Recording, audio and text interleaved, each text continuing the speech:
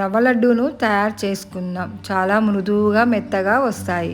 ముందుగా పచ్చి కొబ్బరిని కప్పు తీసుకోవాలి. 2 ఇలాచీలు వేసి మెత్తగా పొడి చేసుకొని పక్కన ఉంచుకోవాలి.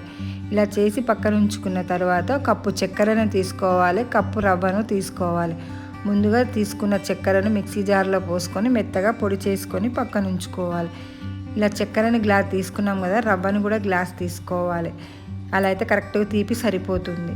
కళాయి వేడైన తర్వాత 2 చెంచాల నెయ్యి వేసుకోవాలి. నెయ్యి వేసుకుని నెయ్యి కరిగిన తర్వాత బాదం పప్పులు కిస్మిస్లు వేసి మంచి రంగు వచ్చేంత వరకు వేయించుకోవాలి. అదే కళాయిలో రవ్వను వేసి మంచిగా వేయించుకోవాలి. పొడి చేసుకున్న కొబ్బరిని కూడా వేసి వేగిన తర్వాత చక్కెర పొడిని కూడా వేసుకొని మంచిగా వేయించుకోవాలి. చక్కెర పొడి కొబ్బరి ఇవన్నీ వేగిన తర్వాత టీ గ్లాస్ పాలు చూసుకొని పోసుకొని మొత్తం కలిసేలాగా కలుపుకొని ఉండలుగా చేసుకోవాలి. ఈ లడ్డూలు కనీసం వారం రోజుల వరకు ఇలానే ఉంటాయి. చాలా బాగుంటాయి.